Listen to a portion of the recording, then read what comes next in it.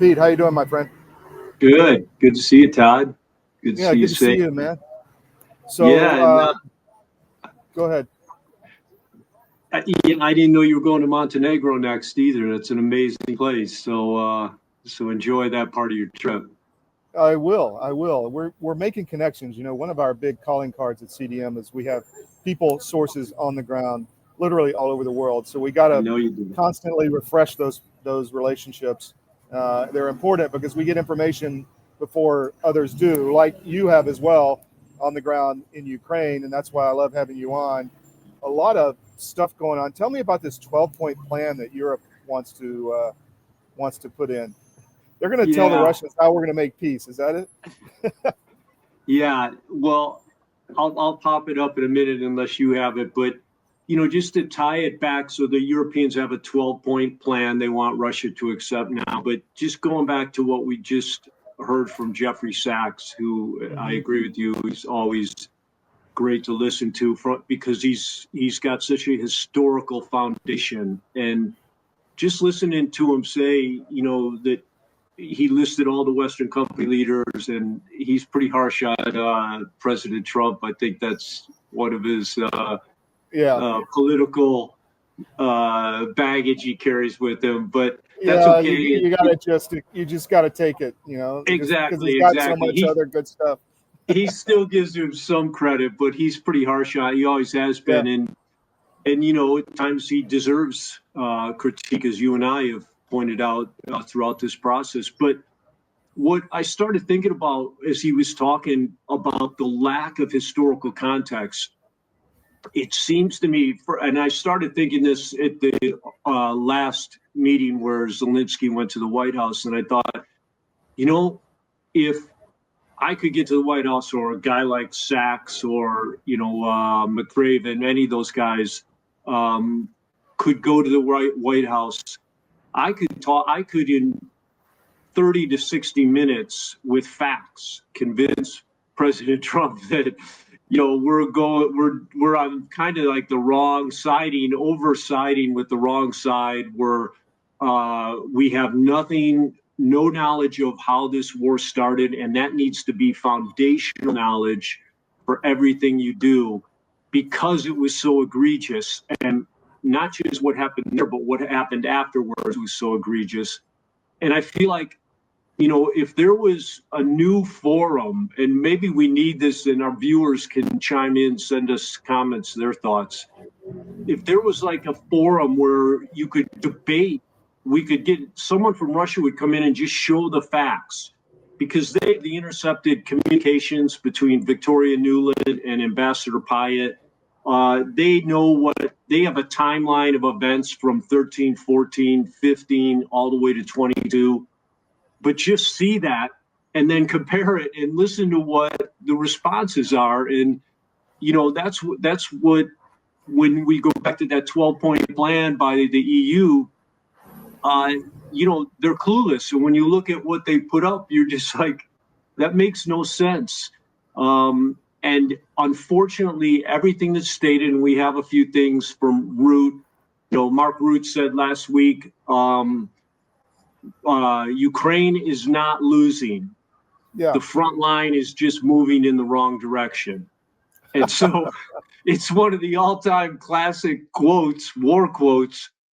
But what we pointed out 3 weeks ago is in full force right now, and that's this propaganda effort to say Russia is hurting, Russia is disintegrating internally, Russia is not winning on the battlefield, Ukraine is not losing, and let's get to a ceasefire immediately, because we suddenly have a sense of urgency around freezing the lines. And that's because of what's going on the ground. And it's pretty significant on the ground right now with these encirclements. So one of the big things is, sorry, I'm getting accosted by some grifters here. Yeah. Okay. I lost my train of thought. So tell me again what you were talking about. Yeah, we were talking about the the Europeans just putting out propaganda, and then Unfortunately, and again, we point this out all the time, the biggest killer of propaganda is facts. And the Yeah. most in-your-face facts are empirical, things you can see, things that are physically present. And so we have these lies about the Russian economy, the Russian oil industry has been severely hampered, which is a joke. It was just explained by one of the Russian leaders the other day who was visiting the U.S. And he said the only thing hitting refineries in Russia does is raise the price of oil worldwide. And when the Yes. price of oil rises worldwide, we just sell less oil for more money and make the same bank. So you're Yeah. not hurting us at all. You haven't hurt us at any point throughout this process. And I love that. It's just a fact. And, you know, the Russian economy, as you know, because you've been over there and have relatives over there, you know, it's doing amazing. You can't tell any difference between driving around in America right now and driving around in Russia, except it's a little safer or a lot Yeah. safer over there than it is here. So, you know, their lies are just ridiculous. And then on the battlefield, so you mentioned updates and guys on the ground, and I just got one. And so Pokrovsk is encircled. There's a 4 kilometer lane that's still open outside Pokrovsk that potentially about 5,000 Ukrainians might be able to E&E back out through. Definitely dismounted. Anything mounted right now is going to get destroyed. So Yeah. that's Pokrovsk. The same thing's happening in Kupiansk. Kupiansk is completely encircled. It's got a larger escape route, about 6 to 10 kilometers, but it's over marshy river terrain, so very difficult to get through.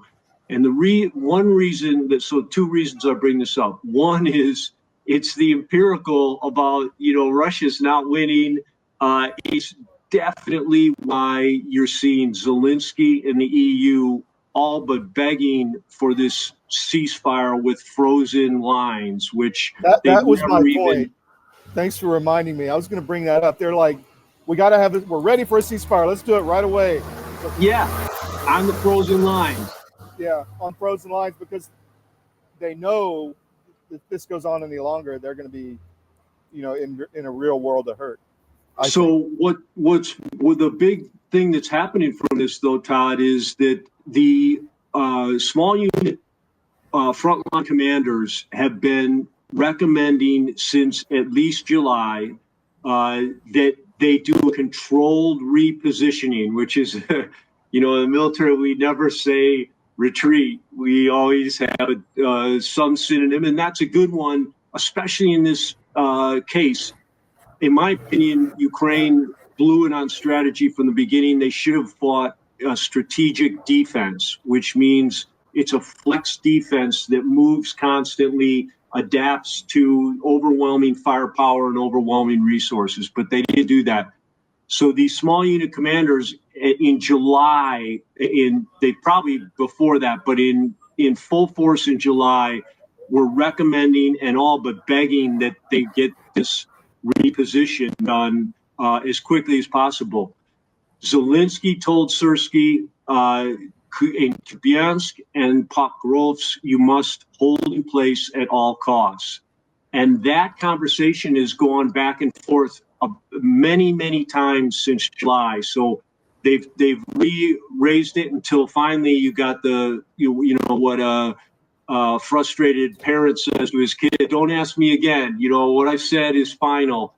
And so these guys are basically trapped. They knew what the right thing to do was way back in July, which would have saved at least 10,000. I think there's over 10,000 between the two, but I like the low number. So 10,000 men. But it also is reflective of what we've been talking about. Disconnected hierarchies cannot make sensible decisions about the front line. They're clueless. They're senseless. And of course, this war is controlled from Wiesbaden, with now British generals and Ukrainian generals in Kyiv. No one on the front line has a say. It's the same authoritarian top-down stuff. And that's what happens.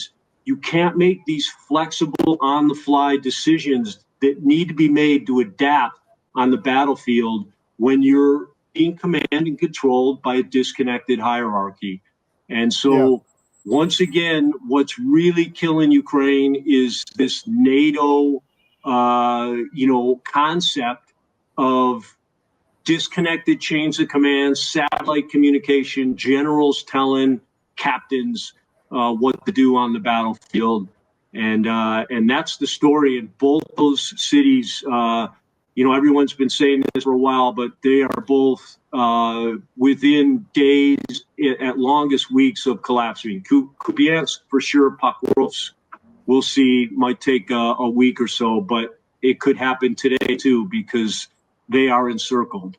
That's why Zelensky's all of a sudden ready for a ceasefire. Right. Yeah. Right. So we have a video from Mark Root at NATO. Let's play that. No gains. They are coming at a huge price. Hundreds of thousands of Russians are dying for Putin's deluded aggression. Ukraine continues defending itself bravely, and our support to them is working. The truth is that Putin is running out of money, troops, and ideas. President Trump said it very well. They should stop where they are now. Yeah, amazing. What do you say to that?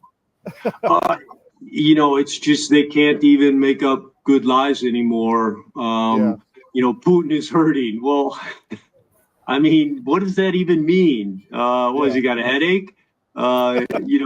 I don't think they're hurting, and everyone knows that. And the oil thing I just explained, as they have explained too. This is a special report. Knowing how to invest your money is harder than ever before. Dealing with stock market volatility, record debt, and terrorist attacks requires new thinking.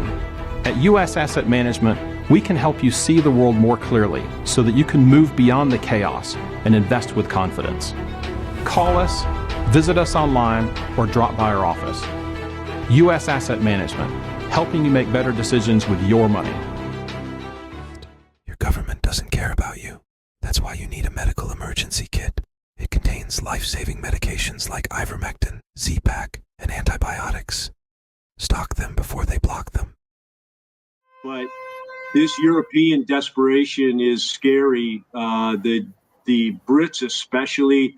I don't know if you have that Sun article, but the Sun in Britain published this article, and now what they're saying is even these empirical things, the two cities I mentioned to you being encircled, are just lies. They're lies by the Russian Ministry of Defense, and they hold no basis in fact. And so the only thing you could do is say they're lies. There's nothing in the article that backs that up. However, you can look at satellite photos and see where the Russians are at. They're in the middle. They now hold the train station in Pokrovsk, which is the center of the town.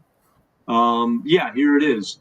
So, and then they say even Russians are taking notice. I read the whole article. We'll save the viewers from it. There's nothing in there about Russians calling out their highest ranking general or Putin. But what he says in this meeting is a very reserved take on what's happening. That's why I said many analysts, including Ukrainian, say there's 20,000 trapped.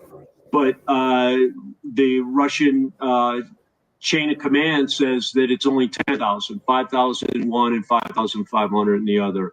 So they were very measured in their description, but nothing that they said is new. It's been incrementally happening for at least 3 months, as I have already described.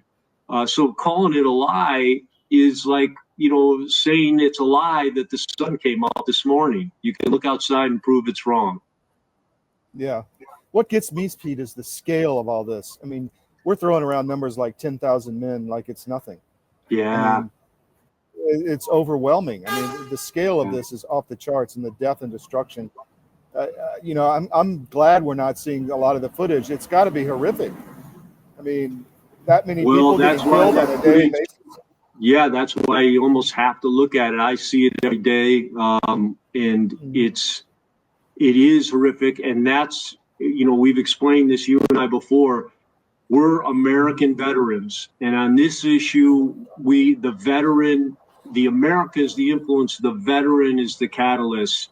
You know, we see other military personnel, we see what they're going through, we see these young men dying for no reason at all on both sides.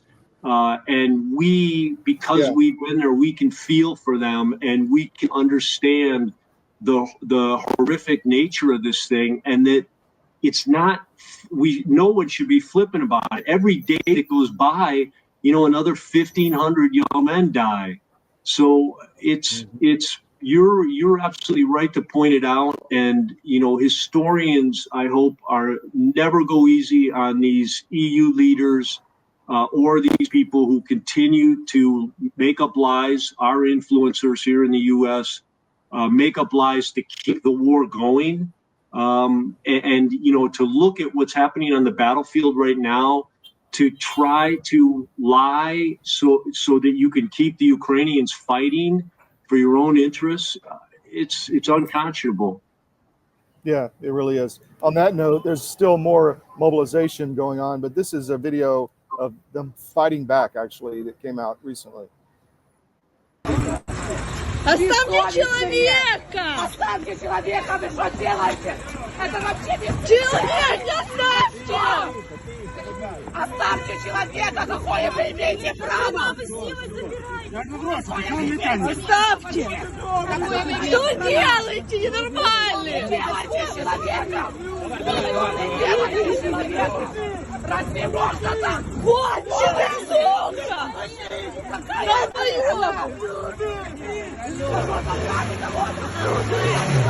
Долбоёб, ебаный!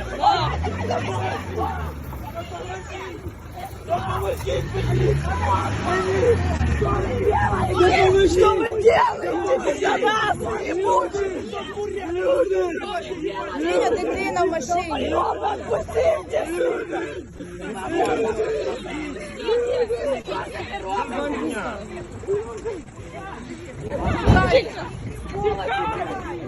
He got away. Пидорасы ебучие! Пизда во мне! That's really hard to watch. Yeah, but it's such a great indicator, Todd. They're on so many levels, you know. And do you mind? Can I just say a few things about it real quick? Yeah, please go ahead. Yeah. Yeah. So just start with the conscriptors, the guys in the camouflage. You can see they are putting like a half-hearted effort into it. There were 5 giant guys there on one overweight slovenly guy, you know, who's fighting for his life. But they're, you know, it's not anymore in what they're doing. And clearly they've been told there will be no overt violence. Stop punching them, stop hitting them, and do not hit the civilians, because they're very, you know, they're very reserved with the civilians. They allow the women to pound on their backs and pull on them, and the old men. And then this is becoming more common than uncommon. The guy gets away.